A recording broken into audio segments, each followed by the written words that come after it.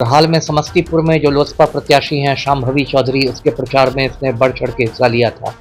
इसकी हत्या पर शांभवी चौधरी ने एक्स पर ट्वीट भी किया था कि मेरे छोटे भाई के समान है। इसकी हत्या 2-3 रोज पहले पटना लॉ कॉलेज में हुई परीक्षा देने गया था। जब बुलेट पर सवार हुआ 1 बजे दोपहर में, तो 8-10 लोगों ने इस पर हमला कर दिया और डंडे से ईंट से पीट कर इसको इतना घायल कर दिया कि पीएमसीएच में इसकी मौत हो गई। सूत्र है वो बताते हैं कि इसमें पटेल छात्रावास जो है पटना का, उसके भी गुंडों का हाथ है। घाट पर हर्षराज की झड़प भी हुई थी पटेल छात्रावास के लड़कों के साथ। उन लोगों ने इसको देख लेने की भी धमकी दी। पटना पुलिस जो पटेल छात्रावास के गुंडों को बचाने की कोशिश कर रही है। लग रहा है कि चंदन यादव को मतलब फंसा के पटेल छात्रावास के कुछ लोगों को बचाना चाह रही है। नीतीश कुमार ने तो अनंत सिंह का गिरोह ज्वाइन कर लिया है, एक तरह से अनंत सिंह के गिरोह में शामिल हो गए हैं। उसके सामने हाथ पैर जोड़ के खड़े रहते हैं। नमस्कार, आप देख रहे हैं NBC 24। मैं हूं अजय शर्मा। आपको बता दें, बीते सोमवार को हर्षराज को निर्मम तरीके से जो अपराधी छात्र हैं उनके द्वारा घेर करके कैंपस में ही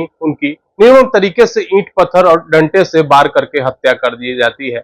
आपको बता दें, बीते दिन की बात बताएं तो पूर्वी एसपी ने इस पर प्रेस वार्ता किया। प्रेस वार्ता के दौरान उन्होंने सामने कुछ तत्व रखे, साक्ष्य रखे और कहा है कि 5 लोगों का नाम उजागर हुआ है, लेकिन मीडिया के सामने उन नामों को बताने से उन्होंने साफ तरीके से मना कर दिया है। इस पर विश्लेषण करने के लिए पूर्व आईपीएस अमिताभ कुमार दास के पास हम पहुंचे हैं। क्या इनकी राय है, मिनीश के जुबानी सुनेंगे। नमस्कार सर।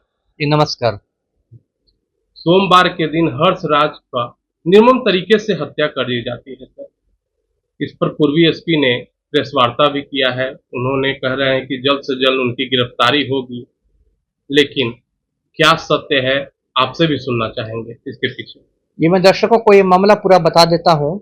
ये जो हर्षराज था, ये बीएन कॉलेज का स्टूडेंट था, बीए फाइनल ईयर का, और छात्र राजनीति में भी दिलचस्पी रखता था। इसका एक अपना संगठन था, लोकनायक युवा परिषद, और छात्र संघ का चुनाव लड़ने की भी तैयारियां कर रहा था, जैसा इसके पिताजी ने बताया मीडिया को। और हाल में समस्तीपुर में जो लोजपा प्रत्याशी हैं शांभवी चौधरी, उसके प्रचार में इसने बढ़ चढ़ के हिस्सा लिया था। इसकी हत्या पर शांभवी चौधरी ने एक्स पर ट्वीट भी किया था कि मेरे छोटे भाई के समान है। नेट पर हर्षराज की तस्वीरें हैं जो बिहार सरकार के मंत्री हैं अशोक चौधरी, उनके साथ। तो एक राजनीतिक पृष्ठभूमि थी। अभी इसकी हत्या 2-3 रोज पहले पटना लॉ कॉलेज में हुई परीक्षा देने गया था। जब बुलेट पर सवार हुआ 1 बजे दोपहर में, तो 8-10 लोगों ने इस पर हमला कर दिया और डंडे से ईंट से पीट कर इसको इतना घायल कर दिया कि पीएमसीएच में इसकी मौत हो गई।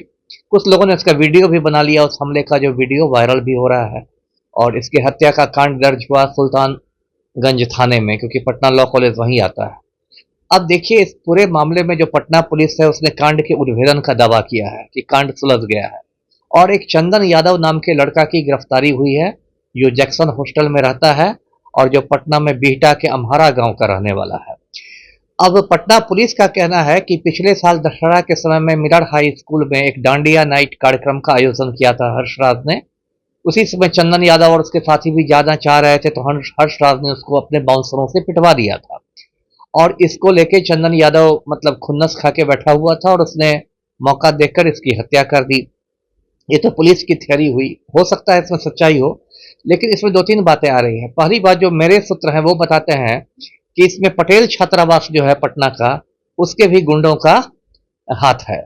और पिछले कुछ सालों में, खास के जब से पलटू राम की सरकार बनी है, तब से पटेल छात्रावास के मतलब छात्रों का बहुत ज्यादा मनोबल बढ़ा हुआ है, ज्यादा गुंडागर्दी करने लगे। उनको जातीय आधार पर मुख्यमंत्री से खुल्लम खुला संरक्षण मिलता है।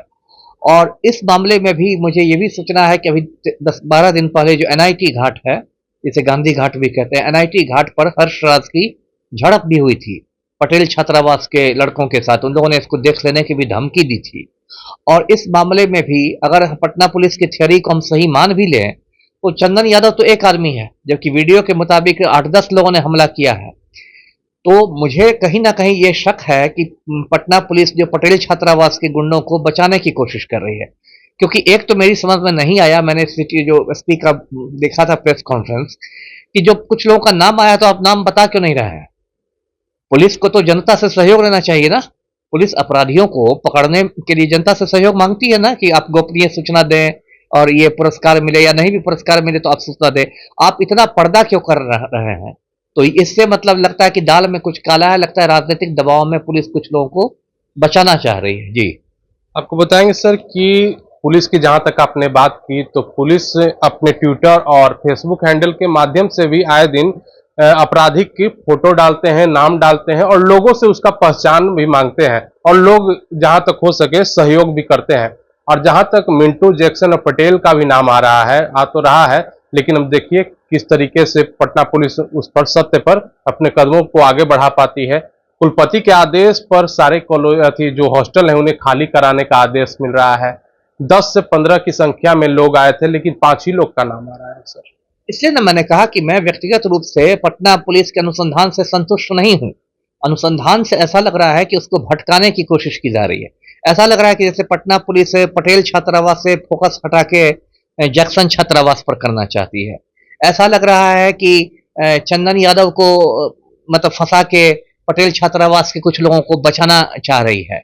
और सबसे बड़ी बात वही जो आपने भी कही कि पुलिस वाले तो ये तो पूरी दुनिया में होता है, पुलिस वाले जनता से सहयोग लेते हैं अपराधियों को पकड़ने के लिए, बाकायदा अपराधियों की तस्वीरें छापी जाती है, बंटवाई जाती है अखबारों में, टीवी पर। तो इसमें इतना मतलब पर्दा क्यों है, इतनी गोपनीयता क्यों रखी जा रही है? तो इससे तो इसी आशंका को बल मिलता है ना कि जो पटेल छात्रावास से जुड़े हुए जो हत्यारे हैं उनको कहीं ना कहीं राजनीतिक संरक्षण मिला है और पटना पुलिस पर उनको बचाने का दबाव है।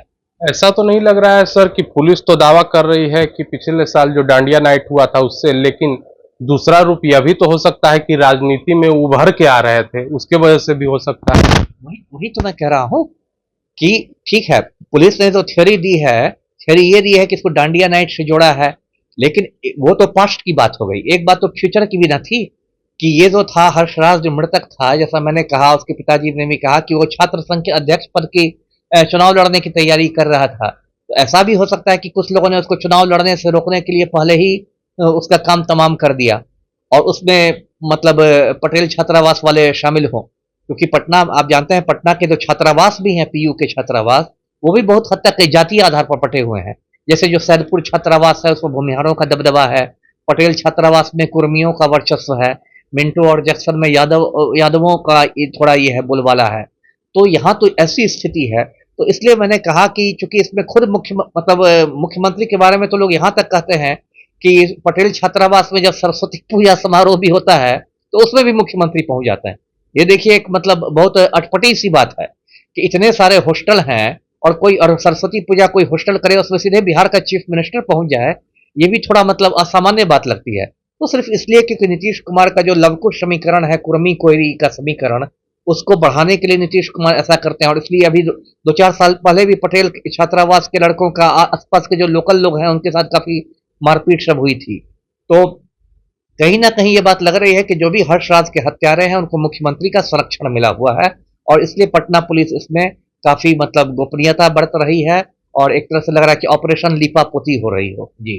पुलिस ने दावा किया है कि जो चंदन यादव थे अम्हारा से गिरफ्तार किया गया, काफी सख्ती से उनसे पूछताछ की गई। पूछताछ में उन्होंने 5 लोगों का नाम उजागर किया है, पुलिस का कहना है। और यह भी आका जा रहा है कि जो इनकी झड़प चल रही थी चंदन यादव का हंसराज से, तो 2 दिन पहले इन्होंने गुट बना करके पूरी प्लानिंग की, रेकी की, और रेकी के द्वारा ही पूरे लोगों को उन्होंने ही बुलाया था, चंदन ने ही बुलाया था। तो कितने लोगों, आप क्या समझ रहे हैं सर कि कितने लोगों की इसमें भागीदारी होगी? मास्टरमाइंड चंदन ही है या फिर और कोई भी है इसके पीछे?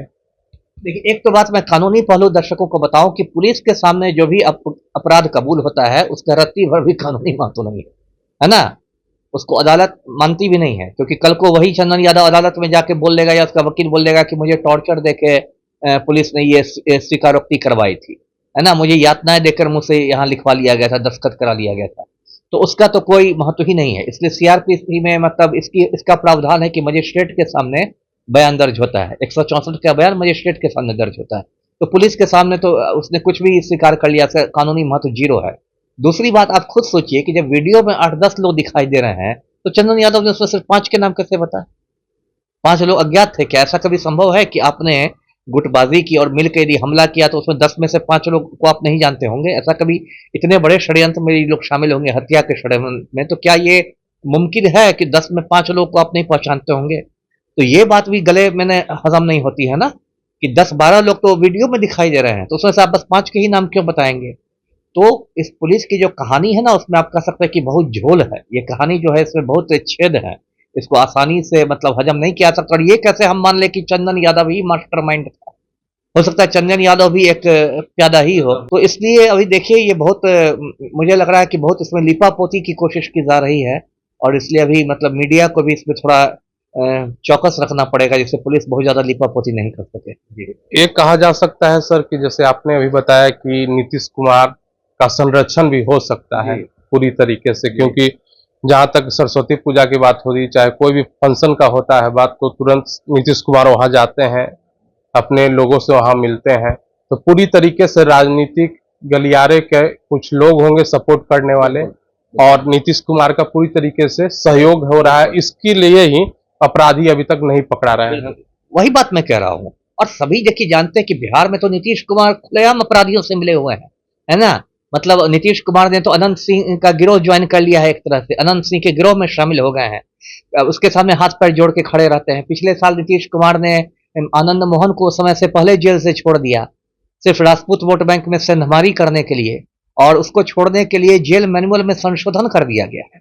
बताइए, कोई आम आदमी ब्लॉक और थाना दौड़ता रह जाता है, चप्पल घिस जाती है, उसका एक काम नहीं होता है, और एक सजा याफ्ता खूनी के लिए नीतीश कुमार ने जेल मैनुअल में संशोधन कर दिया। तो बिहार में ऐसे हालात हो गए हैं। और जब नीतीश कुमार का पूरा वोट बैंक ही कुर्मी वोट बैंक है, कुर्मी कोयरी वोट बैंक है, तो वो पटेल छात्रावास में जो हत्यारे छिपे हुए हैं उनको बचाने के लिए कुछ भी कर सकते हैं। ये बहुत दुर्भाग्यपूर्ण स्थिति है। धन्यवाद सर। हम आपको बता दें, हमारे साथ विश्लेषण करने के लिए पूर्व IPS अमिताभ कुमार दास जुड़े हुए थे। अब देखना यह होगा कि जो हर्षराज के हत्यारे हैं, अब कब तक पुलिस उनको ढूंढ पाती है और सलाखों के पीछे भेज पाती है। पूर्व IPS अमिताभ कुमार दास का पूरे तरीके से दावा है कि कहीं ना कहीं संरक्षण उनको सरकार के द्वारा ही मिला हुआ है। तो हम ऐसे ही छोटी बड़ी खबरों से अपडेट रहने के लिए आप देखते रहें NBC।